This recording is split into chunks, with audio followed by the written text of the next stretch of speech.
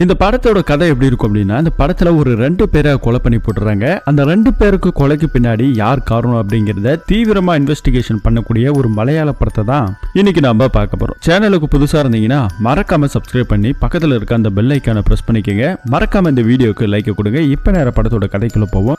മൊത്തം പോലീസാ. എഞ്ചിനീയറിംഗ് കോളേജിലെ 3 എണ്ണത്തിനെ പൊക്കി. ഫുള്ള് കഞ്ചാവും മയക്കുമരുന്നാന്ന് തോന്നുന്നു. പിന്നെ ഇജാതി ഏർപ്പാടൊക്കെ നമ്മളെ നാട്ടിലുണ്ട്. പലപ്പോഴും എന്റെ ശ്രദ്ധപ്പെട്ടിട്ടുണ്ട്. പോലീസുകാർ എന്തുണ്ടാക്കാനാ? ഓരെ കൊണ്ടൊരു ചുക്കും ചെയ്യാൻ കഴിയില്ല.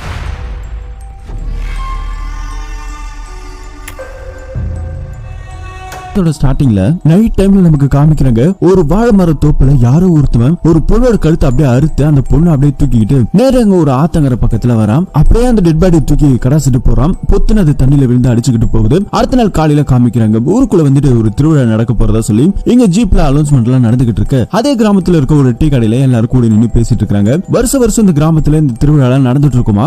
இந்த வருஷம் இந்த திருவிழாவை பாக்குறதுக்காக ஏகப்பட்ட பேர் வருவாங்க. ஒரே கோலாகலமா இருக்கும் அப்படின்னு சொல்லி இவங்க பேசிட்டு இருக்க அதே ஒரு ஒரு நபர் தான் இங்க வராரு. இவர் வந்துட்டு ஒரு போலீஸ்காரர், கான்ஸ்டபிளா தான் வேலை பார்க்கறாரு. இருந்தாலும் இவர் வெளியூர்ல வேலை பார்த்தாலும் இப்ப வந்துட்டு ஊர்ல திருவிழா நடக்குது இல்லையா, அதனால எக்ஸ்ட்ரா போலீஸ்க்காக பாதுகாப்பு கேட்டு இவர் இந்த இடத்துக்கு வந்திருக்காரு. இவர் இங்க தான் டியூட்டி போட்டிருக்காங்க. சோ இப்ப வந்தோடனே ஊர்ல இருக்கவங்க எல்லார்ட்டையும் பேசிக்கிட்டு அப்படியே ஜக்கல் அடிச்சுக்கிட்டு இப்ப இவங்க டியூட்டி பார்க்க போற விஷயம், திருவிழா விஷயம், அதை பத்தி எல்லாம் பேசிட்டு இருக்காங்க. இப்படி இவர் பேசிட்டு இருக்கும்போது அதே மாதிரி பக்கத்துல வந்துட்டு ஒரு பிச்சைக்காரன் ஒருத்தர் இருக்காரு. இவர் அங்க ஏதோ ஒன்னு கிரிக்கெட் இருக்கு, அவருக்கு போயிட்டு நம்ம போலீஸ்காரர் சாப்பாடு எல்லாம் வாங்கி கொடுத்துட்டு இருக்காரு. சாப்பிடுங்க அப்படின்னு சொல்லிட்டு அடுத்த கட் பண்ண அப்படியே இங்க ஒரு ஃபேமிலியை காமிக்கிறாங்க. இவர் வந்துட்டு ஒரு ஆட்டோ டிரைவர். சோ இவருக்கு அப்பா கிடையாது, அம்மா ஒரு தங்கச்சி மட்டும்தான். குடும்பத்தை எல்லாமே பாத்துக்கிறது இவர் தான் அப்படின்னு சொல்லிட்டு இங்க நமக்கு இவங்களை காமிக்கிறாங்க. கட் பண்ண அவருக்கு வந்துட்டு ஒரு கால் ஒண்ணு வருது. ஸ்வேதான ஒரு பொண்ணு தான் கால் பண்ணிருக்கா, ஒரு இடத்துக்கு போகணும்னா அர்ஜென்ட்டா கொஞ்சம் ஆட்டோ எடுத்துட்டு வரீங்களான்னு சொல்லிட்டு ரெகுலர் கஸ்டமர் போல எங்க போனாலும் அந்த பொண்ணு இவரை தான் கூப்பிடும் போல இவரும் அங்க இருந்து கிளம்பி வந்துட்டு அப்படின்னு சொல்லிட்டு ஆட்டோ எடுத்துட்டு அப்படியே போயிட்டு இருக்காங்க. ஜாலியா பேசிட்டு இருக்காங்க. இந்த பொண்ணு வந்துட்டு அதே ஏரியால ஒரு கடை ஒண்ணு வச்சிருக்கான். இப்படி இந்த பொண்ணு அப்படியே பேசிட்டு இருக்க ஊருக்குலாம் திருவிழா முடிச்சுட்டு போற மாதிரி இருக்கா அப்படின்னு சொல்லி அதையும் சொல்லிட்டு இருக்கான். இப்ப அந்த கடைக்கு நேரம் இறக்கி விட்டுட்டு அதுக்கப்புறம் அந்த ஆட்டோ டிரைவர் அங்க இருந்து கிளம்புறாரு. இத பொண்ணு போயிட்டு அந்த கடையெல்லாம் திறந்துட்டு அப்படியே உட்கார்ந்திருக்க மாதிரி காமிச்சிட்டு இருக்கு. ரோட்ல வந்துட்டு யாரோ ஒருத்தன் வந்துட்டு இந்த பொண்ணு நோட்டை விட்டுட்டு போற மாதிரி காமிக்கிறாங்க. கட் பண்ண அப்படியே இந்த சீனை ஒண்ணு காமிக்கிறாங்க. இங்க ஒரு அம்மா சமைச்சிட்டு இருக்காங்க இல்லையா, இவங்களோட பையனை இங்க காமிக்கிறாங்க. நல்லா தூங்கி எழுந்திருக்கான். இவனுக்கு வேலை வெட்டி எதுவும் பெருசா கிடையாது, தூங்குறது சாப்பிடுறது தூங்குறது இப்படின்னு இதை மட்டுமே வேலையா பார்த்துட்டு இருக்கா. அப்படியே பல்லெல்லாம் விளக்கிட்டு இருக்கும் போது கடைக்கெல்லாம் போயிட்டு விடான்னு சொல்லிட்டு அம்மா அனுப்பிச்சு விட காசு கொடுத்து விடுங்கன்னு சொல்லிட்டு ஹஸ்பண்ட் கிட்ட சொன்னா ஹஸ்பண்ட் இவர்கிட்ட காசை கொடுத்து விட மாட்டாங்க. ஏன் அப்படின்னா இவன்ட்ட காசு கொடுத்தா அந்த காசை வந்துட்டு வெட்டிய செலவு பண்ணிடுறான், கடைக்காரங்களுக்கு கொடுக்கறது கிடையாது, அங்க பாக்கி வச்சிடான். இப்படிப்பட்ட ஒரு நல்லவன் தான் இந்த நல்லவன். சோ இதை நமக்கு பார்த்துட்டு இருக்கா. அப்படி இன்னொரு சீனை காமிக்கிறாங்க. ஒரு மெக்கானிக் ஷெட்ல இப்ப காமிச்சாங்களே ஒரு நல்லவன், அந்த நல்லவன் ஆட்டோ டிரைவர், இவங்க எல்லாருமே ஒரே இடத்துல மீட் பண்ற மாதிரி காமிக்கிறாங்க. அங்க இருக்கிற ஆட்டோ டிரைவர் வந்தவொடனே என்னப்பா இதெல்லாம் இப்படி எல்லாம் மாட்டக்கூடாது அப்படின்னு சொல்லிட்டு இருக்கா. அப்புறம் திருவிழா பத்தி எல்லாம் பேச ஆரம்பிக்கிறாங்க. கட் பண்ண இங்க ஸ்வாதி அந்த பொண்ணை காமிக்கிறாங்க. அந்த பொண்ணு வீட்டுல இப்ப தனியா இருக்கும்போது அவளுக்கு வந்துட்டு ஒரு போன் கால் ஒண்ணு வருது. அவ ஃப்ரெண்டு தான் கால் பண்ணிருக்கா, ஊருக்கு கிளம்பல அப்படின்னு சொல்லிட்டு இருக்கும்போது இந்த சாப்பாடு எல்லாம் செய்யல, ஆட்டோ டிரைவர் கிட்ட தான் சொல்லி சாப்பாடு வாங்கிட்டு வர சொல்லிட்டு சாப்பிட்டு அதுக்கப்புறம் நைட்டா கிளம்பலான்னு இருக்கேன் அப்படின்னு சொல்லிட்டு இவங்க பேசிட்டு இருக்காங்க. கட் பண்ண இங்க ஊர் திருவிழா நடக்க ஆரம்பிச்சிருச்சு. ரொம்ப கோலகலமா இருக்கு. அதுல வந்துட்டு ஒரு வெள்ளக்கார பொண்ணுங்க நமக்கு காமிக்கிறாங்க. அந்த பொண்ணு கேமரா எல்லாம் எடுத்துக்கிட்டு அப்படியே ஒரு பிளாக் மார்க் பண்ணிட்டு இருக்கா. அங்க வந்துட்டு அதே ஊரை சேர்ந்தவங்க கொஞ்சம் பேர் என்ன பண்றாங்க, சீட் ஆடிட்டு இருக்காங்க. அந்த சீட் ஆடுறத வந்துட்டு அந்த பொண்ணு வந்துட்டு வீடியோ எடுத்துட்டு இருக்கு. அதுல இருக்க ஒருத்தவன் பார்த்துட்டு கடுப்பாகிறான். என்ன நீ இதெல்லாம் வீடியோ எடுக்கிற அப்படின்னு சொல்லிட்டு அந்த பொண்ணு அப்படியே குடிச்சு அடிக்க ஆரம்பிச்சிட்டான். இது வந்துட்டு பெரிய பிரச்சனையாக அங்க இருக்கிறவங்க யாரோ போலீஸ்க்கு இன்ஃபார்ம் பண்ணிட்டாங்க போல. போலீஸ்காரங்க ஒட்டுமொத்த பேர் வந்து எல்லாருமே அடிச்சு அங்க அந்த பொண்ணு அடிச்சானுங்க இல்லையா, சண்டை போட்டானுங்க இல்லையா, அவள எல்லாத்தையும் அரெஸ்ட் பண்ணி கூட்டிட்டு போறாங்க. அதுக்கப்புறம் அந்த வெள்ளக்கார பொண்ணோட ஸ்டேட்மெண்ட் எல்லாம் கொடுக்குறாங்க. பாவம் அந்த பொண்ணு ஒன்னும் பெருசா கம்ப்ளைண்ட் எல்லாம் கொடுக்கல அப்படின்னு சொல்லிட்டு அந்த பொண்ணு அங்க இருந்து கிளம்பி அனுப்பிச்சு விட்டுறாங்க. அதுக்கப்புறம் அந்த பொண்ணு கிட்ட வம்பெழுத்துறோம்ல, இன்னைக்கு ஒரு நாள் ஸ்டேஷன்ல உட்கார வச்சிருங்க, ஏதோ ஒரு நாள் காலையில அனுப்பிச்சு விடலாம் அப்படிங்கிற மாதிரி சொல்லிட்டு அந்த பசங்களை ஸ்டேஷன்ல உட்கார வச்சுட்டாங்க. இது ஒரு சீன் அதே திருவிழா டைம்ல நமக்கு காமிக்கிறாங்க. நம்ம ஆட்டோ டிரைவர் இருக்கார் இல்லையா, அவர் அவங்க ஃப்ரெண்ட்ஸ்களோட இருக்கும்போது அவருக்கு வந்துட்டு ஒரு போன் கால் வருது. அந்த ஸ்வாதிங்கிற அந்த பொண்ணு தான் கால் பண்ணிருக்கான். இந்த ஆட்டோ டிரைவருக்கு அந்த ஸ்வாதி பொண்ணு மேல ஒரு கண்ணு இருக்குது. அவ போன் பண்ண உடனே அப்படியே கொஞ்சம் சிரிச்சுக்கிட்டு தனியா போயிட்டு ஒரு பக்கம் பேச ஆரம்பிக்கிறான். அந்த பொண்ணு வந்து இந்த மாதிரி நான் வெளியே கிளம்பலான்னு இருக்கேன், ஊருக்கு போகணும், திருவிழா தான் முடிய போகுதுல, எனக்கு கொஞ்சம் சாப்பிடறதுக்கு சாப்பாடு வாங்கிட்டு வாங்க அப்படின்னு சொல்லிட்டு அந்த பொண்ணு கால் பண்ணிருக்கான். இவனும் சரின்னு சொல்லிட்டு அப்படியே காலை கட் பண்ணிட்டு போறான். அடுத்த நாள் காலையில அந்த நல்லவன் இருக்கான் இல்லையா, அவனை தான் நமக்கு இங்க காமிக்கிறாங்க. அவன் ஏதோ தூங்கிட்டு இருக்கும்போது அவனோட ஃப்ரெண்ட்ஸ்கள்ட்ட இருந்து ஏதோ போன் கால் ஒண்ணு வருது. அந்த போன் கால் கிட்ட பயங்கர ஷாக் ஆகுறான். என்னடா இது அப்படின்னு சொல்லிட்டு அவன் அடிச்சு பிடிச்சிட்டு ஏஞ்சி ஓடுறான். காலையில ஏஞ்சி எங்கேயுமே போக மாட்டான். அவங்க அம்மா வர வேணா அவன் காலையில ஏஞ்சிருக்கான் அப்படின்னு சொல்லிட்டு அவங்களும் ஒரு பக்கம் ரொம்ப ஆச்சரியமா பாத்துக்கிட்டு இருக்க. இங்க என்னடா அப்படின்னு சொல்லி பார்த்தா அந்த ஸ்வாதி பொண்ணு இருக்கா இல்லையா, அவளோட வீட்டுல யாரோ கொலை பண்ணிட்டாங்கன்னு சொல்லி பாக்குறாங்க. யாருன்னு பார்த்தா அந்த ஸ்வாதி பொண்ணு தான் யாரோ கொலை பண்ணிருக்காங்களாம். போலீஸ்காரங்க ஃபாரன்சிக்ல இருந்து ஏகப்பட்ட பேர் வந்திருக்காங்க. ஃபிங்கர் பிரிண்ட் அங்க கிடைக்கக்கூடிய தடயங்கள் இது எல்லாத்தையுமே வந்துட்டு சேகரிச்சிட்டு இருக்காங்க. ஒன்னும் பெருசா எந்த க்ளூமே கிடைக்கலையா. ஆனா அந்த பொண்ணு ரொம்ப கொடூரமான முறையில கொலை பண்ணிருக்கானுங்க. தலையை தனியா எடுத்துட்டானுங்க, உடம்பு தனியா இருக்கு, தலை தனியா இருக்கு. இவ்வளவு கொடூரமா கொலை பண்ற அளவுக்கு இந்த பொண்ணுக்கு யார் எதிரி, இந்த பொண்ணை யார் இப்படி பண்ணணும் அப்படின்னு சொல்லிட்டு ஒரு பக்கம் போலீஸ்காரங்களுக்கு குழப்பமாகுது. இறந்து போன இந்த பொண்ணை பத்தின டீட்டெயில் யார்கிட்ட இருக்கு அப்படின்னு சொல்லிட்டு விசாரிக்க ஆரம்பிக்கும் போது தான் யாரு இறந்ததை ஃபர்ஸ்ட் பார்த்தாங்க அப்படின்னு பார்த்தாக்கா பால் போடுறவன் தான் ஃபர்ஸ்ட் பாத்துருக்கானா. அவனை கூப்பிட்டு கேட்டதுல நான் ரெகுலரா பால் போடுறதுக்கு வருவேன், அந்த அம்மா வந்து வாங்குவாங்க, ஆனா இன்னைக்கு வந்துட்டு போடும்போது அந்த அம்மா வந்துட்டு வரவே இல்லை, கதவு திறக்கிற சத்தம் எதுவுமே கேட்கல. சரி என்னடா அப்படின்னு சொல்லிட்டு பின்னாடி வழியா போய் பார்த்தாதான் தெரியுது அந்த அம்மா இந்த மாதிரி யாரோ பண்ணி வச்சிருக்காங்க அப்படின்னு சொல்லிட்டு அதுக்கப்புறம் தான் நான் உடனே போலீஸ்க்கு கால் பண்ண அப்படின்னு சொல்லி அவன் ஒரு பக்கம் சொல்றான். அடுத்து இந்த பொண்ணுக்கு வீடு கொடுத்தாங்களே ஹவுஸ் ஓனர், அவரை கூப்பிட்டு விசாரிக்கிறாங்க. இந்த பொண்ணு ரொம்ப வருஷமா இங்கதான் இருக்கு, நான் பெருசா அந்த பக்கம் வர்றது கிடையாது, வாடகை வாங்குறதுக்கு மட்டும் எப்பயாவது வருவேன், மத்த டைம்ல எனக்கு எதுவும் தெரியாது, இந்த பொண்ணை பத்தின டீட்டெயில் எனக்கு தெரியாது, ஆனா இந்த பொண்ணோட பேரு ஸ்வாதி அப்படின்னு சொல்லிட்டு இங்க ஒரு கடை வச்சிருக்கான் அப்படின்னு அவரு ஒரு பக்கம் ஸ்டேட்மெண்டா கொடுத்துட்டு இருக்காங்க. இப்படி ஒவ்வொருத்தவங்களா கேட்டுட்டு அக்கம் பக்கத்துல வந்துட்டு எல்லாத்தையும் விசாரிச்சுட்டு இருக்காங்க. அந்த பொண்ணோட போன் ஹிஸ்டரி இருக்கு இல்லையா, அதெல்லாம் கொஞ்சம் செக் பண்ண சொல்றாங்க. மேல் அதிகாரி எல்லாம் வராங்க. சோ அவர் வந்தோடனே அவர்கிட்டயும் பேச ஆரம்பிக்கிறாங்க. இந்த அளவுக்கு கொடூரமா கொலை பண்ணது யாரு அப்படின்னு சொல்லிட்டு அதை சீக்கிரமா கண்டுபிடிக்கணும் அப்படின்னு சொல்லிட்டு இருக்க. மீடியா பீப்புளுக்கு வர விஷயம் தெரிஞ்சிச்சு. அவங்க மேல கேள்வி கேட்டு அறுத்து தள்ளுறானுங்க. வேற இது யார் பண்ணாங்க, சைக்கோ கில்லரா, இந்த அளவுக்கு கொடூரமா கொலை பண்ண யார் அப்படி இப்படின்னு சொல்லி விசாரிச்சுட்டு இருக்க. இவர் என்ன சொல்றாருன்னா, போலீஸ்காரர் இது பாருங்கம்மா, இப்பதான் இந்த கொலை நடந்திருக்கு, நாங்க ஃபாரன்சிக்ல வந்து எல்லாத்தையும் செக் பண்ணிருக்கோம், இதை இன்வெஸ்டிகேஷன் பண்ணிட்டு கொலைகாரன் யார் அப்படிங்கறத நாங்க சீக்கிரமா கண்டுபிடிச்சிருவோம் அப்படின்னு சொல்லிட்டு அங்க இருக்கிற போலீஸ்காரர் மீடியாவுக்கு சொல்லிட்டு இருக்க. யாரோ ஒரு பொண்ணு இது அவங்க இல்ல சொல்லி பயங்கரமா கத்திட்டு வராங்க. என்னடா அப்படின்னு சொல்லிட்டு போலீஸ்காரர் உள்ள போய் பார்த்தா அந்த வீட்டுல வேலை பார்த்த ஒரு வேலைக்கார பொண்ணை கூப்பிட்டு விசாரிச்சிருக்காங்க. அந்த பொண்ணுகிட்ட இந்த டெட் பாடியை ஐடென்டிஃபை பண்ணும்போது இந்த பொண்ணோட பேரு ஸ்வாதி, ஆனா உடம்பு மட்டும்தான் அவங்களோடது, தலை யாருதுன்னே தெரியல அப்படின்னு சொல்லி அந்த பொண்ணு ஒரு குண்டை தூக்கி போடுறா. போலீஸ்காரங்களுக்கு தலைவலியா போச்சு. என்னமா இது, உடம்பு தனியா தலை தனியா இருக்கிறதால இவனுக்கு ஐடென்டிஃபை பண்றது கஷ்டமா இருந்தா சொல்லுமா, அதுக்காக நீ இஷ்டத்துக்கு கதை விட்டு அடிக்காத அப்படின்னு சொல்லி போலீஸ்காரங்க கேட்டா, இது பாருங்க இந்த வீட்டுல நான் பல வருஷமா வேலை பார்த்துக்கிட்டு இருக்கிறேன், அந்த பொண்ணோட உடம்பு எது தலை எது அப்படின்றது எனக்கு தெரியாதா என்ன, ஃபேஸ் நான் எத்தனை தடவை பார்த்திருப்பேன், இந்த பொண்ணோட ஃபேஸே இது கிடையாது, ஆனா உடம்பு மட்டும் தான் இவங்களுக்கு அப்படின்னு சொல்லிட்டு இருக்க. இந்த விஷயமும் மீடியாவுக்கு தெரிஞ்சு போச்சு. பாவம் போட்டு கிளிகளின்னு கிளிக்கிறானுங்க. இப்ப டாக்டர்கிட்ட கூப்பிட்டு நம்ம போலீஸ்காரங்க இன்வெஸ்டிகேஷன் பண்ணதுல இந்த பொண்ணு வந்துட்டு நிறைய ட்ரிங்க்ஸ் எல்லாம் யூஸ் பண்ணி இருக்கிறான். அது மட்டும் இல்லாம இவ வந்துட்டு நிறைய வாங்கி ஸ்டாக் எல்லாம் வச்சிருந்திருக்காங்க. இந்த பொண்ணோட கேரக்டர் அப்படி பார்க்கும்போது இந்த பொண்ணு ஏதோ ஸ்டாக் வாங்கி விக்கிற மாதிரி தெரியுது, அந்த மாதிரியான ஒரு பொண்ணு தான் அப்படின்னு சொல்லிட்டு இவங்க ஒரு பக்கம் பேசிட்டு இருக்காங்க. கொலை செய்யப்பட்ட இடத்துல எந்த ஒரு ஃபிங்கர் பிரிண்டுமே பெருசா எதுவும் கிடைக்கல, ஒரு விஷயம் கூட மேட்ச் ஆகல அப்படின்னு சொல்லிட்டு போலீஸ்காரங்க அதையும் சொல்லிட்டு போறாங்க. இந்த கேஸ் எப்படி முடிக்க போறோம் சொல்லிட்டு போலீஸ்காரங்களுக்கே தெரியாம முடிச்சிட்டு இருக்க. இங்க அந்த ஆட்டோ டிரைவரை காமிக்கிறாங்க. ஆட்டோ டிரைவரை கஸ்டடியில எடுத்துட்டு வந்து போலீஸ்காரங்க போட்டு சும்மா விளசுறாங்க. எதுக்காக அந்த பொண்ணு ஸ்வாதி எப்படி பண்ண அப்படின்னு சொல்லிட்டு அடிச்சுக்கிட்டே இருக்க. நான் பண்ணல எனக்கு இதுக்கு எந்த சம்பந்தமும் இல்ல அப்படின்னு சொல்லிட்டு இருக்காங்க. போலீஸ்காரங்க வந்துட்டு போன் ஹிஸ்டரியில எடுத்தாச்சு, நேத்து நைட்டு எதுக்குடா அந்த பொண்ணு உனக்கு போன் பண்ணா, நீ எதுக்குடா அங்க போன அப்படின்னு சொல்லும்போது, சார் அந்த பொண்ணு எனக்கு போன் பண்ணது உண்மை, அடிக்கடி அந்த பொண்ணு இந்த மாதிரி போன் பண்ணி ஏதாவது ஹெல்ப் பண்ணா கேட்க நான் ரெகுலரா சவாரிக்கு கூட்டு போவேன், நேத்து வந்துட்டு திருவிழால இருந்தேன் அதனால என்னால வர முடியாதுன்னு சொன்னா நான் போவே இல்லை அப்படின்னு சொல்லும்போது அங்க இருக்கிற போலீஸ்கார எஸ்ஐ போட்டு பயங்கரமா அடிக்கிறாரு. ஏண்டா நீ அங்க போனதுக்கான சாட்சியா இருக்கா அப்படின்னு சொல்லும்போது தான் இங்க ஒரு வயசான நபர் வந்துட்டு நமக்கு காமிக்கிறாங்க. இவர் வந்துட்டு அந்த வழியா போகும்போது இவர் ஆட்டோல போனதா பார்த்ததா சொல்லிட்டு இங்க போலீஸ்ல இன்ஃபார்ம் பண்ணிருக்காங்க. சோ அதுக்கப்புறம் தான் நமக்கு என்ன நடந்துச்சு சொல்லி ஒரு பிளாஷ்பேக் இங்க ஆட்டோ டிரைவர் சொல்ல ஆரம்பிக்கிறான். நேத்து நைட்டு திருவிழா டைம்ல அந்த பொண்ணு வந்துட்டு சாப்பாடு வாங்கிட்டு வர சொன்னிச்சு இல்லையா, இவன் வந்துட்டு அந்த பொண்ணு மேல ஒரு ஆசை இருந்திருக்கு. அந்த ஆசையில என்ன பண்ணிருக்கானா அப்படின்னு சொல்லிட்டு சாப்பாடுலாம் வாங்கிட்டு நேரா ஸ்வாதி வீட்டுக்கு போயிருக்கான். ரொம்ப நேரமா கதவை தட்டணும், அந்த பொண்ணு வரவே இல்லை. சரி கிளம்பலாம் பார்க்கும்போது அந்த பொண்ணு திரும்ப வந்திருக்கா, குளிக்க போயிருக்கலாம். சோ அதனாலதான் கதவை திறக்கிறதுக்கு லேட் ஆயிடுச்சு சொல்லிட்டு சாப்பாடுலாம் வாங்கிட்டு தேங்க்ஸ் சொல்லிட்டு அவர் அங்கே வெளியே அனுப்பிச்சு விட்டுருக்கான். அவன் அங்க இருந்து ஆட்டோ எடுத்துட்டு கிளம்பி வந்திருக்கான். அப்படி கிளம்பி வரும்போது தான் திருவிழால நிறைய பொருள் எல்லாம் வாங்கிட்டு அந்த வயசானவர் அந்த பக்கமா நடந்து வந்திருப்பாரு. அப்பதான் அந்த வயசான நபர் நம்ம இந்த ஆள் ஆட்டோ டிரைவரா பாத்துருக்காரு. சோ இதுதான் நடந்திருக்கு அப்படின்னு சொல்லிட்டு இங்க போலீஸ்காரங்க கிட்ட நம்ம ஆட்டோ டிரைவர் சொல்லிட்டு இருக்கான், நான் அந்த கொலையை பண்ணல அப்படின்னு சொல்லிட்டான். இப்ப அப்படியே கட் பண்ண இங்க ஆட்டோ டிரைவரோட ஃபேமிலியை காமிக்கிறாங்க. அவங்க தங்கச்சி அவங்க அம்மா வந்து இந்த மாதிரி போலீஸ்காரங்க கூட்டு போயிட்டாங்க சொல்லிட்டு ஒரு நல்லவா இருப்பான் இல்லையா, அவங்களோட வீட்டுல போயிட்டு அந்த அம்மா பயங்கரமா அழுதுகிட்டு இருக்காங்க. அவங்களோட பையனை இப்ப காணாம எங்க போயிருக்கான் அப்படிங்கிறது தெரியாம அவங்களும் பயத்துல இருந்துகிட்டு இருக்காங்க. அப்படியே கட் பண்ண இங்க இன்னொரு சீனை காமிக்க வக்கீல இந்த ஊர் பிரசிடென்ட் இவங்க எல்லாருமே சேர்ந்து நம்ம ஆட்டோ டிரைவரை ஜாமீன்ல எடுக்கிறதுக்காக வந்திருக்காங்க. அவர் இந்த கொலையை செய்யல அப்படிங்கறத ப்ரூவ் ஆனதுக்கு அப்புறம் தான் போலீஸ்காரங்க அவங்க வெளியே விடுறாங்க. அதுக்கடுத்து சீனா ஆத்தங்கர ஓரமா ஒரு பொண்ணு வந்துட்டு துணி துவைச்சிட்டு இருக்க. அந்த பொண்ணு அலறி அடிச்சுட்டு ஓடி வரா. ஒரு பொண்ணு சொல்லிட்டு ஓடி வரா. என்னடா சொல்லி பார்த்தா அங்க ஒரு டெட் பாடி ஒண்ணு மிதங்கிட்டு இருக்குது.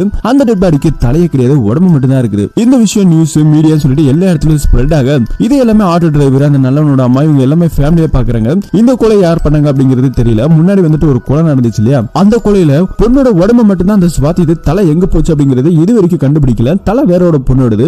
இப்போ பார்த்தா வெறும் உடம்பு மட்டும் கிடைச்சிருக்கு, தலை கிடைக்கல. அப்படின்னா ஒருவேளை இங்க இருக்கிற உடம்புக்கு முன்னாடி கிடைச்ச தலை செட் ஆகுமா அப்படிங்கிற லெவலுக்கு போலீஸ்காரங்க ஒரு பக்கம் இன்வெஸ்டிகேஷன் தீவிரமா பண்ணிட்டு இருக்காங்க.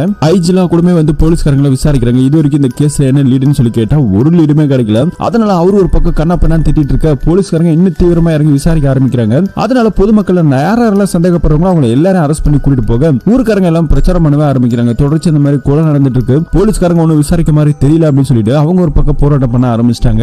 இதனால இங்க இருக்கிற போலீஸ்காருக்கு பெரிய தலைவலி ஆகுது. அங்க இருந்து எல்லாத்தையும் திட்டிட்டு அங்க இருந்து கிளம்பலான்னு போகும்போது அங்க வந்துட்டு ஒரு பிச்சைக்காரர் இல்லையா, அந்த பிச்சைக்காரர் வந்து நடந்து போயிட்டு இருக்காரு. அவருக்கு 2 காலுமே கொஞ்சம் ஊனமா இருக்குது. சோ அவர் நடந்து போற அந்த இதை பார்த்துட்டு இந்த போலீஸ்காருக்கு ஏதோ சந்தேகமா தெரியுது. அந்த பிச்சைக்காரரை கூப்பிட்டுவாங்கன்னு சொல்லிட்டு அவரை தூக்கி ஜீப்ல ஏத்துறாங்க. இதையும் வந்துட்டு ஊர் பொதுமக்கள் எல்லாம் பாக்குறாங்க. ஒரு பிச்சைக்காரனை கூட போலீஸ்காரங்க விட மாட்டாங்க, கேஸ் வந்துட்டு வேற மாதிரி திசை திருப்ப பாக்குறாங்க அப்படின்னு சொல்லி அவங்களும் ஒரு பக்கம் திட்டிட்டு இருக்க. எதுக்காக அந்த போலீஸ்காரர் பிச்சைக்காரனை கூப்பிட்டு வந்தாரு அப்படின்னாக்கா, கொலை செய்யப்பட்ட இடத்துல மழை பெய்ஞ்சிருக்கும் அன்னைக்கு.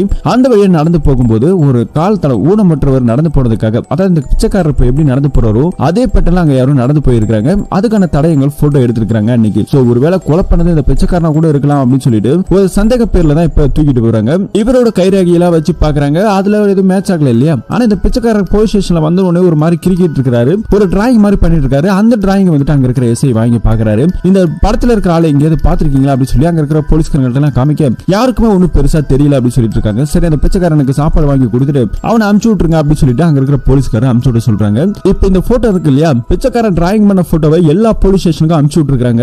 எல்லா இடத்துலயும் இதை பத்தி விசாரிக்க சொல்லிருக்காங்க. அப்படி விசாரிச்சதுல ஒரு நபருக்கு வந்துட்டு தெரிஞ்சிருக்கு. அது பக்கத்து போலீஸ் ஸ்டேஷன்ல இருக்கக்கூடிய ஒரு கான்ஸ்டபிள். அவரை கூப்பிட்டு வந்துட்டு இங்க விசாரிக்கிறாங்க. இவர் யார் அப்படின்னு சொல்லி கேட்கும்போது அவரை பத்தின டீட்டெயில் எல்லாம் சொல்லிட்டு இந்த போலீஸ்காரர் சொல்ல ஆரம்பிக்கிறார். அப்படியே ஒரு பிளாஷ்பேக் போனா இந்த ஆளுக்கு ஒரு அழகான குடும்பம், ஒரு பையன் மட்டும் தான் நல்லா படிக்க வச்சிருக்காரு. அப்படியே ஒரு வீட்டுல இருக்கும்போது பையன் தினமும் லேட்டா தான் வருவான். லேட்டா வர்றது மட்டும் இல்லாம குடிச்சிட்டு சரக்கு அடிச்சிட்டு இந்த மாதிரி இருக்கிறத பார்த்துட்டு இவருக்கு ரொம்ப மனசு உடைஞ்சு போகுது. தினமும் இந்த மாதிரி லேட்டா வராம், குடிச்சிட்டு வராம். இதனால இவருக்கு பயங்கர கடுப்பாகுது. ஒரு நாள் வந்துட்டு அவனோட ரூம்ல அவன் ஏஞ்சி போனதுக்கு அப்புறம் சரி என்னதான் பண்றான் அப்படின்னு சொல்லிட்டு பாக்கலான்னு போனா அங்க ரூமே ஒரு மாதிரி அலங்கோலமா இருக்குது. அப்போ வந்துட்டு ஒரு போன் கால் ஒண்ணு வருது. அங்க ஒரு போனும் கிடக்குது. அந்த போன் அட்டன் பண்ண அந்த போன் பண்ணிருக்கிறது யாருன்னு பார்த்தா அந்த ஸ்வாதி பண்ணு தான் அப்ப போன் பண்ணிருக்கான். போன் பண்ண உடனே யாரு என்ன ஏதெல்லாம் கேட்கல, வச்சு ஏத்து நேத்துறான். ஏன்னா பொருள் வாங்கிட்டு போனே இது வரைக்கும் பணம் கொடுத்தியடா நாய் அப்படின்னு சொல்லி பயங்கரமா திட்ட அடிச்சுட்டு அவன் மட்டும் போனை கட் பண்ணிட்டான். இந்த ஆளுக்கு ஒரே மாதிரி சந்தேகமா இருக்குது. பொருள்னா ஒருவேளை ஏதாவது போதை பொருளா இருக்கும்னு சொல்லிட்டு பீரோ அங்க அழைச்சிடாரு. நிறைய கொக்கைன் பாக்கெட் எல்லாம் வருது, நிறைய கஞ்சா எல்லாம் வருது. அப்படியே ஒரு அதே சோகத்துல அங்க இருந்து கிளம்பி போறாரு. அதுக்கப்புறம் அவங்க பையன் வீட்டுக்கு வரான். வீட்டுக்கு வந்து பீரோல எல்லாத்தையும் அலசி பாக்குறா, எதுவுமே கிடைக்கல.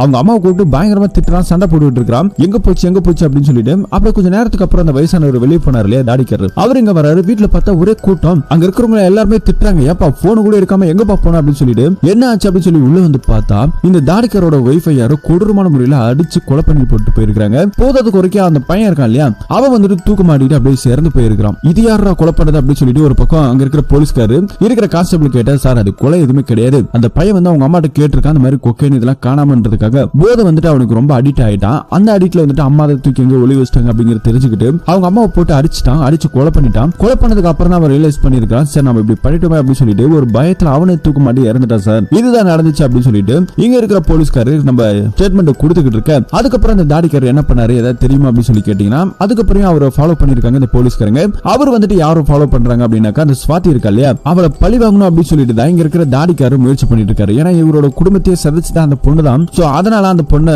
பழி தீக்கணும் அப்படிங்கிறதுக்காக அந்த பொண்ணை ஃபாலோ பண்ணிட்டு இந்த தாடிக்காரர் அந்த பொண்ணு எங்கெல்லாம் போதா ஃபாலோ பண்ணிட்டு போறாரு. ஒரு நாள் பஸ்ல போயிட்டு இருக்கும்போது திடீர்னு ஒரு கட்டத்துல இறங்கிட்டு அந்த பொண்ணு இறங்கி போக ஆரம்பிச்ச உடனே இவரும் இறங்கி ஃபாலோ பண்ணிட்டே போயிருக்காரு. அதுக்கப்புறம் அந்த பொண்ணு எங்க மிஸ் ஆயிட்டான். அதுக்கப்புறம் என்ன நடந்துச்சு அப்படிங்கிறது யாருக்குமே தெரியல சார் அப்படின்னு சொல்லிட்டு இங்க இருக்கிற போலீஸ்காரங்களா சொல்லிட்டு இருக்காங்க. அந்த நபரோட போட்டோஸ் எல்லாம் ஏதாவது இருக்கான்னு சொல்லி கேட்டா போட்டோஸ் எல்லாம் கொடுக்குறாங்க. சோ அதையும் பாத்துக்கிட்டு இருக்க. அப்படியே கட் பண்ணா இங்க ஒரு நபர் போலீஸ் ஸ்டேஷனுக்கு வந்துட்டு இருக்காரு ஒரு பேக் எடுத்துக்கிட்டு. யாரான்னு பார்த்தா இவ்வளவு நேரம் இங்க ஒரு பிளாஷ்பேக் நடந்துட்டு இருக்கு. இவரை தான் அங்க போலீஸ்காரங்க தேடிட்டு இருக்காங்க. ஆனா கடைசியில பார்த்தா அவரே எங்க போலீஸ் ஸ்டேஷனுக்கு நடந்து வந்துட்டு இருக்காரு. உள்ள இருக்கிற ரைட்டர் எல்லாம் பார்த்து மிரண்டு போறாங்க. என்னடான்னு பார்த்தா கையில வந்துட்டு ஏதோ ஒரு பேக் எடுத்துட்டு வந்துட்டு இருக்காரு. இவ்வளவு நேரம் இங்க இன்ஸ்பெக்டர் அங்க இருக்கிற எஸ்ஐ ஐஜி எல்லாமே கொஞ்சம் பேசிட்டு இருக்காங்க. எல்லாரும் முன்னாடி நாலு கெத்தா வந்து அப்படி ஒரு பேக் வைக்கிறான். யாரா இவன், இவ்வளவு நேரமா நாம தேடிட்டு இருந்தா இவனே வாண்டடா வந்திருக்கான், என்ன பேக் அதுன்னு சொல்லிட்டு கேட்கும்போது ஓபன் பண்ணி பாருங்க உங்களுக்கு ஒரு கிஃப்ட் இருக்கு அப்படின்னு சொல்லிட்டு இங்க இருக்கிற தாடிக்காரர் சிரிக்கிறாரு. போலீஸ்காரங்க அந்த பேக்கை ஓபன் பண்ணி பார்த்தா கொக்க மக்க இங்க பயங்கர ட்விஸ்ட் ஆயிடுது, பயங்கர ஷாக்கிங்காக ஆகுது. என்னன்னு பார்த்தா அந்த பேக்குள்ள ஒரு தலை மட்டும் இருக்குதுங்க. அந்த தலை யாரு அப்படின்னு பார்த்தா இறந்து போன ஸ்வாதி இருக்கா இல்லையா, அவளோட தலை தான் இவ்வளவு நாளா மனுஷன் தூக்கிட்டு சுத்திட்டு இருக்கான். இதை பார்க்கும்போது அந்த தாடிக்காரர் சிரிக்கிறாரு. போலீஸ்காரங்களா அலண்டு போயிட்டு கிடக்குறாங்க. தலை மட்டும் ஒரு பேக்ல போட்டு எடுத்துட்டு வந்ததை பார்த்துட்டு இவர் என்ன சொல்றாங்க, அந்த பொண்ணை கொலை பண்ணும்போது எனக்கு அவ்வளவு சந்தோஷமா இருந்தது, என் குடும்பத்தையே நாசம் பண்ணா, இன்னைக்கு அவளை இந்த மாதிரி கொலை பண்ணி போட்டதுல எனக்கு ரொம்ப மகிழ்ச்சி அப்படின்னு சொல்லிட்டு இவரு ஒரு மாதிரி பேசிட்டு இருக்காரு. எப்படியா கொலை பண்ண அப்படின்னு சொல்லி அவர்கிட்ட கேட்கும்போது தான் அந்த பொண்ணு வீட்டுல தனியா இருந்திருக்கான். அந்த ஆட்டோ டிரைவர் இருக்கான் இல்லையா, அவன் வந்துட்டு சாப்பாடு எல்லாம் வாங்கி கொடுத்துட்டு போனதுக்கு அப்புறம் இங்க இருக்கிற அந்த தாடிக்காரன் உள்ள புகுந்திருக்கான். புகுந்து அந்த பொண்ணு அப்படியே தலையெல்லாம் அறுத்துட்டு தலை மட்டும் எடுத்துக்கிட்டு உடம்பு அங்கேயே விட்டுட்டு வந்திருக்கான். போலீஸ்காரங்க அப்ப முன்னாடி இந்த தலை யாரோடதுன்னு சொல்லி கேட்டா அந்த ஸ்வாதி ஃப்ரெண்ட் இருக்கா இல்லையா அவளோட தான். சோ ரெண்டு பேத்தையுமே கொலை பண்ணது இவர் தானா. அந்த பொண்ணை கொலை பண்ணி தூக்கி ஆத்தங்கரையில போட்டது இவர் தான். போட்டுட்டு தலை மட்டும் எடுத்துட்டு வந்துட்டு ஸ்வாதியை கொலை பண்ணி ஸ்வாதியோட தலையை எடுத்துக்கிட்டு அந்த பொண்ணோட தலை ஸ்வாதியோட உடம்புல வச்சுட்டு போயிட்டாரு. இப்படி ஒரு கொலாப்சல் பண்ணது நம்ம ஆளுதான். எல்லாம் நம்ம தலைவன் தான் பண்ணிருக்கான். அதுக்கப்புறம் போலீஸ்காரங்க தூக்கிட்டு அப்படியே கோர்ட்டுக்கு கூட்டிட்டு போயிட்டு இருக்காங்க. மீடியா எல்லாம் ரொம்ப வைரலா பேச ஆரம்பிச்சிட்டாங்க. இந்த 2 கொலையை பண்ண அந்த கொலைகாரனை போலீஸ்காரங்க பிடிச்சிட்டாங்க அப்படின்னு சொல்லிட்டு இவங்களாம் ஒரு பக்கம் பேசிட்டு இருக்கேன். இங்க நம்ம படத்தோட ஆரம்பத்துல ஒரு போலீஸ்கார் வந்தார்ல ஊர் திருவிழா பாக்குறதுக்காக. அந்த போலீஸ்கார் இப்ப ஊர் திருவிழா நல்லபடியா முடிஞ்சிச்சு. ரிட்டர்ன் வந்துட்டு அவரோட ஊருக்கு போயிட்டு இருக்காரு. போயிட்டு இருக்கும்போது அவர் ஒரு விஷயத்தை அப்படியே யோசிச்சுட்டு இருக்காரு. பிளாஷ்பேக்கு போனா இவருக்கு வந்துட்டு ஒரே ஒரு தங்கச்சி தானே, அப்பா அம்மா யாருமே பெருசா கிடையாது. இவர் தான் ரொம்ப ஆசபாசமா வளர்த்துட்டு இருந்திருக்காரு. அடிக்கடி வெளியே போறதால டியூட்டி வெளியே இருக்கிறதால பொண்ணு மட்டும் வீட்டுல தனியா இருக்கா இல்லையா இவங்களோட தங்கச்சி. அதனால வந்துட்டு ஒரு நல்ல லேடிஸ் ஹாஸ்டல்ல பார்த்து அங்க சேர்த்து விட்டுட்டு போயிருக்காரு. அவளுக்கு தேவையானது எல்லாத்தையும் வாங்கி கொடுத்துருக்காங்க. அதே இடத்துல தான் அந்த சுவாதி பொண்ணும் இன்னொரு பொண்ணு இறந்து போனா இல்லையா அவளும் அங்க இருந்திருக்காங்க. இந்த நம்ம போலீஸ்காரோட தங்கச்சிக்கு ஃப்ரெண்டா இருந்திருக்காங்க. எல்லாரும் ஒன்னா ஜாலியா தான் இருப்பாங்க. அப்பப்ப இவங்களோட ட்ரெஸ் எடுத்து போட்டுக்கிறது இப்படி எல்லா வேலைகளும் நடந்துகிட்டு இருந்திருக்கு. அந்த சுவாதி இருக்கா இல்லையா அவ வந்துட்டு வந்து அந்த அளவுக்கு நல்லவ கிடையாது. அவளுக்கு பணம்னா ஆசை. அதனால ஒரு கடையை ஓபன் பண்ணிருக்கான். இந்த கொக்கைன் இந்த மாதிரியான ஐட்டத்துல இம்போர்ட் பண்ணி நிறைய பசங்க கூட ஃப்ரெண்ட்ஷிப் வச்சுக்கிட்டு நிறைய சேல்ஸ் பண்ணிருக்கான். சோ இந்த மாதிரி பண்ணக்கூடிய ஒரு பொண்ணு தான் இவன். இப்போ அந்த தாடிக்காரர் காமிக்கிறாங்க. அந்த தாடிக்காரர் வந்துட்டு நம்ம போலீஸ்காரர் இருக்காரு இல்லையா அவரை தேடி வந்திருக்காரு. அவங்க வீட்டை தேடி வந்திருக்காரு. அவங்க வீட்டு வாசல்ல கண்ணீரஞ்சலி போஸ்டர் ஒன்று ஒட்டி இருக்குது. அந்த போலீஸ்காரோட தங்கச்சி இறந்து போயிட்டாங்க. எப்படா இறந்தாங்க அப்படின்னு சொல்லிட்டு நமக்கு ஒண்ணு காட்டல. அதுக்கப்புறம் அந்த தாடிக்காரர் போயிட்டு அந்த போலீஸ்கார்ட்ட பேச ஆரம்பிக்கிறாங்க. உங்க தங்கச்சி எப்படி இருந்தாங்க அப்படின்னு சொல்லிட்டு கேட்கும்போது அந்த போலீஸ்காரர் என்ன சொல்றாருன்னா ஹாஸ்டல்ல இருக்கும்போது மாடியில இருந்து தவறி விழுந்ததுல தகர ஷீட் மேல விழுந்துட்டா, கழுத்து துண்டா போயிட்டு அங்க இறந்து போயிட்டா அப்படின்னு சொல்லிட்டு ரொம்ப சோகத்துல இருக்க. அப்பதான் அந்த தாடிக்காரர் இன்னொரு விஷயத்த சொல்றாரு. அது அப்படி இறக்கல நான் சொல்றேன்னு சொல்லிட்டு இங்க ஒரு பயங்கரமான ஒரு பிளாஷ்பேக் நம்ம தாடிக்காரர் ஓபன் பண்றாரு. என்ன அப்படின்னா அந்த சுவாதி பொண்ணு கூட தான் இந்த போலீஸ்காரனோட தங்கச்சியுமே கொஞ்சம் ஃப்ரெண்டா இருக்கும். ஆனா இந்த மாதிரி கொக்கைன் இந்த மாதிரி விஷயத்தெல்லாம் சப்ளை பண்ற விஷயம் அந்த பொண்ணுக்கு தெரியாது. ஒரு நாள் என்ன பண்ணிட்டானா அவன் பேக் கூட சொல்லிட்டு அந்த சுவாதி பொண்ணு வாங்கிட்டு போயிருக்கான். வாங்கிட்டு போன பேக் நிறைய கொக்கைன் எல்லாம் எடுத்துட்டு வந்திருக்காங்க. போலீஸ் கிட்ட அது மாட்டி இருக்குது. ஆனா இந்த பொண்ணு அங்க தப்பிச்சு வந்துட்டாங்க 2 பேரும். இப்ப அந்த பேக் மாட்டிக்கிச்சு இல்லையா அந்த பேக் வச்சு யார் இது பண்ணாங்க அப்படின்னு சொல்லி போலீஸ்காரங்க இன்வெஸ்டிகேஷன் பண்ணிட்டு இருக்காங்களா. சோ அது டிவில பார்த்தோன்னே நம்ம போலீஸ்காரோட தங்கச்சிக்கு பயங்கர ஷாக் ஆயிடுது. சுவாதி ஃப்ரெண்ட் 2 பேரும் சேர்ந்து தானே இதை பண்ணாங்க. உங்களை நம்பி தானே நான் பேக் கொடுத்தேன். நீங்க என்ன இந்த மாதிரி விஷயம் எல்லாம் பண்றீங்கன்னு சொல்லும்போது இது பாரு நாங்க பண்றோம், இதனால பணம் எல்லாம் வருது, இது ஒன்னும் பெருசா காட்டிக்காத, இதுல இருந்து எப்படி வரும்னு எனக்கு தெரியும் சொல்லிட்டு சுவாதி கொஞ்சம் தைரியமா பேசிட்டு இருக்க. அதெல்லாம் முடியாது, இப்பவே நான் சொல்றேன் என் அண்ணன் கிட்ட, அண்ணன் ஒரு போலீஸ் தான் சொல்லிட்டு அந்த பொண்ணு போன் எடுத்துட்டு வரா. இந்த பசங்க வேண்டாம் வேண்டாம் சொல்லிட்டு கத்திக்கிட்டே பின்னாடி வந்து லைனே கிடைக்கல. அந்த பொண்ணு அப்படியே லைன் கிடைக்கலன்னு சொல்லிட்டு மாடிக்கு வந்திருக்கான். மாடிக்கு வந்துட்டு அவங்க அண்ணனுக்கு போன் பண்ணலாம்னு சொல்லிட்டு இருந்தா இல்லையா தப்புன்னு என்ன பண்ணிட்டானா சுவாதி அந்த பொண்ணு ஒரு பொண்ணு சேர்ந்து இங்க இருக்கிற நம்ம போலீஸ்காரோட தங்கச்சியை மாடியில இருந்து தள்ளி விட்டாங்க. ஒரு பெரிய தகர ஷீட் எடுத்துட்டு போயிருப்பாங்க. அந்த தகர ஷீட்ல அப்படியே கழுத்து துண்டா மாட்டி இறந்து போயிருப்பாங்க. அந்த பொண்ணுக்கு 2 பேரும் அங்க இருந்து ஓடி வந்துட்டாங்க. கேட்டதுக்கு அந்த பொண்ணு வந்துட்டு சூசைட் பண்ணிட்டா, என்ன காரணம் அப்படின்னு தெரியலன்னு சொல்லிட்டு இந்த கதையை முடிச்சிருக்காங்க. இப்படிதான் இது நடந்து சொல்லிட்டு இந்த தாடிக்காரருக்கு எப்படி தெரியும் பார்த்தா இந்த தாடிக்காரர் தான் ஃபாலோ பண்ணிட்டு இருந்தார் இல்லையா. ஒரு நாள் வந்து தூரத்துல இருந்து பார்க்கும்போது இந்த மாதிரி தள்ளி விட்ட விஷயத்த நம்ம போலீஸ்காரர்கிட்ட சொல்லியிருக்காங்க. உன் தங்கச்சியை கொலை பண்ணது அப்படிதான், அது வந்துட்டு சூசைட் கிடையாது அப்படின்னு சொல்லிட்டு இவர் வந்துட்டு போலீஸ்காரர்கிட்ட எல்லா விஷயத்தையுமே சொல்லிட்டாரு. சொன்னது மட்டும் இல்லாம அந்த 2 பொண்ணுகளையும் நான் கொலை பண்ணிடுறோம், ஒன்னும் பிரச்சனை கிடையாது, என் குடும்பத்தையே சிதைச்சிட்டாங்க, அவங்க இன்னும் எந்த குடும்பத்தையும் சிதைக்க கூடாது அப்படிங்கிறதுக்காக எல்லாத்தையும் நான் பண்ண போறேன்னு சொல்லிட்டு இந்த விஷயத்தை மட்டும் இந்த தாடிக்காரர் சொல்லிட்டு அங்க இருந்து கிளம்பி வந்திருக்காரு. அதே பொண்ணுகளை திரும்ப ஃபாலோ பண்ணிருக்காங்க. அப்படி போகும்போது அந்த சுவாதியோட ஃப்ரெண்ட் ஒருத்தி பஸ்ல இருந்து இறங்கி தனியா நடந்து வரும்போது அந்த பொண்ணு அப்படியே கடத்தி கூட்டு வந்து படத்தோட ஆரம்பத்துல ஒரு வாழை மர தோப்புல வச்சு கொலை பண்ணாங்க இல்லையா அந்த கொலையை பண்ணிட்டு அந்த பாடியை மட்டும் தூக்கி ஆத்தங்கரையில போட்டிருக்காரு. தலையை அவர் போடல, எடுத்துட்டு வந்திருக்காரு. அதுக்கப்புறம் என்ன பண்ணிருக்காருன்னா 2வது சுவாதி வீட்டுல அந்த ஆட்டோ டிரைவர் வந்து போனதுக்கு அப்புறம் இவர் உள்ள போயிருக்காரு. இந்த மரம் இருக்கிற ரொம்ப இருக்கு இல்லையா அதை எடுத்துட்டு போயிட்டு சுவாதியை கொடூரமா கொலை பண்ணி அவளோட தலையை அப்படியே துண்டா எடுத்துட்டு தலை மட்டும் எடுத்துட்டு இங்க வெளியே வந்துட்டு இருக்காரு. இங்கதான் ஒரு பயங்கரமான ட்விஸ்ட் ஓபன் பண்றாங்க. சோ இவ்வளவு நேரம் இந்த கொலை பண்ணது யார், அந்த வயசான தாடிக்காரர் நினைச்சா சோ அதுதான் கிடையாது. இந்த சுவாதியை கொலை பண்ணது நம்ம போலீஸ்காரர் தாங்க. தன் தங்கச்சியை கொலை பண்ண அந்த விரியை தீர்த்துக்கிறதுக்காக இவர களத்துல இறங்கி இருக்கிறாரு. இவர் கொலை பண்ணிட்டு வெளியே வரும்போது அந்த தாடிக்காரன் வெளியே நிக்கிறாரு. இந்த கொலையை நீ தான் பண்ண அப்படின்னு சொல்லிட்டு வெளியே உள்ளதுக்கு தெரிய வேண்டாம், சோ அந்த கொலையை நான் பண்ணதா ஏத்துக்கிறேன்னு சொல்லிட்டு அவரோட கையில இருக்கிற அந்த சுவாதியோட தலையை இவர் வாங்கிட்டு இவர்கிட்ட ஒரு தலை இருக்கு இல்லையா அந்த தலையை எடுத்துட்டு போயிட்டு சுவாதியோட உடம்பு பக்கத்துல வச்சுட்டு அந்த தலையை எடுத்துட்டு இவர் கிளம்பிட்டாரு. அங்க இருக்கிற போலீஸ்காரரும் சரி அப்படின்னு சொல்லிட்டு அவர் கிளம்பி வரும்போதுதான் அந்த பிச்சைக்காரர் வந்துட்டு எதிர்த்து அந்த பக்கம் நடந்து போயிட்டு இருப்பாரு. சோ அந்த பிச்சைக்காரர் இவங்க எல்லாம் பார்த்துட்டு அதே இடத்துல ஒளிஞ்சுக்கிட்டான். ஆனா இவங்க அந்த பிச்சைக்காரனை பார்க்கல. சோ இங்க நம்ம போலீஸ்காரர் எல்லாத்தையும் பண்ணிட்டு அப்படியே இங்க நல்லவ மாதிரி வந்துட்டு அவங்களோட இறந்து போன தங்கச்சி, அவங்க அப்பா, அவங்க அம்மா எல்லாரோட சமாதியுமே லைனா இருக்கு. அதுக்கெல்லாம் பூ வச்சுட்டு பயங்கரமா அழுதுட்டாங்கிறது ஏஜி கிளம்பி போறாரு. சோ இப்ப இந்த கொலையை பண்ணது நம்ம போலீஸ்காரர். ஆனா இந்த கொலையை வந்துட்டு பண்ணதா சொல்லிட்டு அந்த தாடிக்காரரை ஏத்துக்கிட்டாரு. ஏன்னா அவருக்குன்னு பெருசா வாழ்க்கை எதுவுமே கிடையாது, வாழ வேண்டிய வயசுமே கிடையாது, எல்லாம் வாழ்ந்து அனுபவிச்சாச்சு, இதுக்கு மேல என்ன இருக்குது, அவர் போயிட்டு ஜெயில இருக்கலாம் அப்படின்னு சொல்லிட்டு அந்த தாடிக்காரர் இதெல்லாம் பண்ணி வாங்கிட்டு போயிட்டாரு. சோ இதுதான் நடந்திருக்கு. ஒரு பொண்ணு நம்ம தாடிக்காரன் பண்ணிட்டாரு, இன்னொரு பொண்ணு நம்ம போலீஸ்காரன் பண்ணிட்டாங்க. இப்படிதான் இந்த 2 கொலையும் அரங்கேறி இருக்குது. அப்படியே சொல்லி இந்த படத்தோட ஸ்டோரியை முடிக்கிறாங்க. മൊത്തം പോലീസാ. എഞ്ചിനീയറിംഗ് കോളേജിലെ 3 എണ്ണത്തിനെ പൊക്കി. ഫുള്ള് കഞ്ചാവും മയക്കുമരുന്നാന്ന് തോന്നുന്നു. പിന്നെ ഇജാതി ഏർപ്പാടൊക്കെ നമ്മളെ നാട്ടിലുണ്ട്. പലപ്പോഴും എന്റെ ശ്രദ്ധയിൽപ്പെട്ടിട്ടുണ്ട്. പോലീസുകാർ എന്തുണ്ടാക്കാനാ, ഓരെ കൊണ്ടൊരു ചുക്കും ചെയ്യാൻ കഴിയില്ല.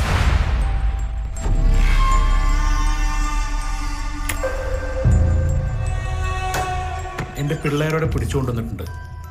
അവരങ്ങ് വിട്ടേക്ക് സാറേ.